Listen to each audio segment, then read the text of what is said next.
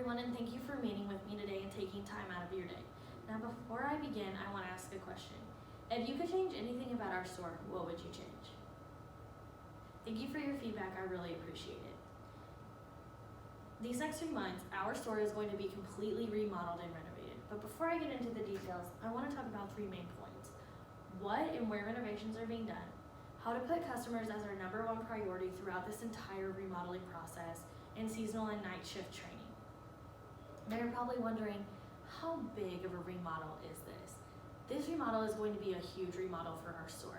This is what our Target currently looks like, and after our remodeling, this is what our Target will look like, which is a very big difference to the eye. Other examples are our fitting room and guest services. As you can see, the pictures above are what our fitting room and guest services currently look like. They are not as bright, they're not as distinctive as to what they are, but the bottom pictures have big letters to indicate what exactly station it is, as well as bright colors. More examples include the baby station, which will have displays, and this will help because a lot of the time customers don't know exactly what they're getting when they buy the product because the picture always seems to look different than the actual product. But now we're giving customers an opportunity to see exactly what they are buying. And the thing I'm most excited to announce is we're finally getting a Starbucks. I'm very excited about this. I know you all are excited about this, and I know customers will be very excited about this. Our food and beverage will be also redone. We're moving our produce to the front, which will provide an opportunity to be more pleasing to the eye. Originally, we had our refrigerators is the first thing that customers would see, so now we're being a little more attentive to what the customers see in the beginning. Our beauty section, which is right here, will also be redone, and we're going to have luminous lights that hang from our products, which will hopefully bring people in and have them buy beauty products, even if that's not what they intended to do. And then lastly, this is a picture of what our clothing section will look like. We're getting a lot more brands, we're getting a lot more clothing with those brands, and we're also going to have more displays such as mannequins to show what the clothing look like so that you don't have to try on the clothing, but you can also see what it actually looks like on instead of it hanging on a hanger. The page layout of a remodel is so important, and I wanted to give a few statistics to show how important this remodeling process is, and everything we do has thought behind it. 90% of consumers turn right unconsciously upon entering a store. When you turn right in our store, the first thing you see are guest services and clothing.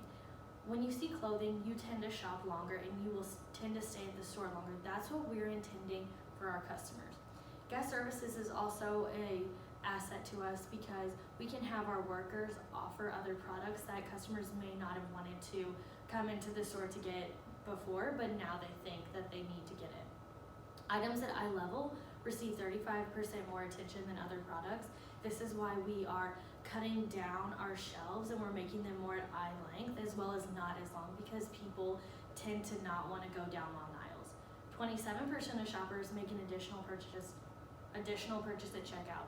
This is why we've added snacks and beverages to guest services that we did not have before, as well as putting in bigger check lanes so that we can fit more incentives for people to buy more. If there's one thing I cannot emphasize enough, it is our customer service and how they are our #1 priority. I wanted to give an example of how important customer service is to our business.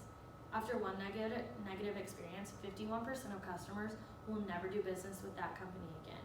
If we get one bad review, we will not be successful with our store, as well as even with all the renovations and remodeling being done, we cannot show that we are stressed or that anything is chaotic. We must put the customer as our #1 priority, and you need to stop and just help them with whatever you're doing. If a customer does approach you, stop what you're doing, whether that be a drive up, a pickup, or you're picking. What you'll do is you'll stop what you're doing, go to your My Device, and click on the My Work app.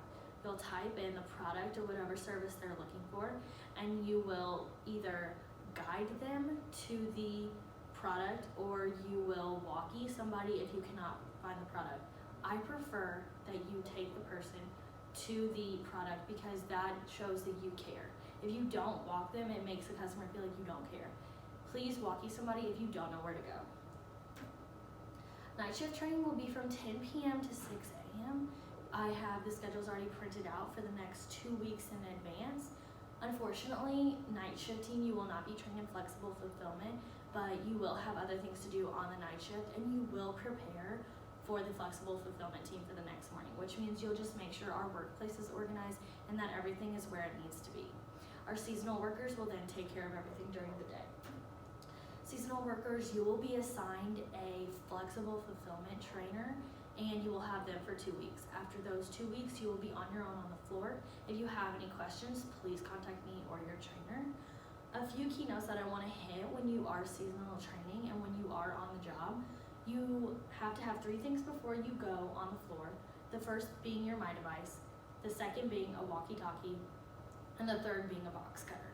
With your My Device, you will use the e-pick application, and this will tell you when to pick, what to do. It will tell you exactly what you need to do for everything on flexible fulfillment. If I cannot emphasize another thing enough, it would be drive-ups and pickups. Our number 1 priority is customer service, and our second priority is drive-ups and pickups. When you are not helping a customer, you are on drive-ups and pickups. The reason this is important is because customers already bought their products, and we need to do the same in delivering what we promised. Packing is very important. Packing needs to start around 12 o'clock, if not sooner. Packing needs to be done around 2 o'clock. Packing, what you do is you will have a number of products that you have to pick, and after you are done picking those products, you will take them to the packing station and you will put the products in a box, and then you will load those products onto the loading truck. The loading truck leaves at 4:30, so at the latest, I want you all done with packing by 3 o'clock. If you are behind, please walkie me, please contact somebody, please contact the manager on duty. We have to get this done by 4:30 on time. Sometimes our picking may get done early and we may not have anything to do because we are so efficient, and with this, I may pull people on the flexible fulfillment team to other departments that need help. Need be, I will contact you. Please just worry about the flexible fulfillment team unless you hear from me. I want to thank you all so much for being here. It means a lot. This My Device is exactly what you will be using. This is the My Device, and this will have the ePick app, the My Work app. This is your go-to. Thank you all for being here today. I just want to reiterate the 3 things that we talked about, where and what renovations are being done. Our customer service needs to be our number 1 priority. The customer is always right. And night shift and seasonal training. Please, if you have any questions, contact me. I'll stay after the meeting.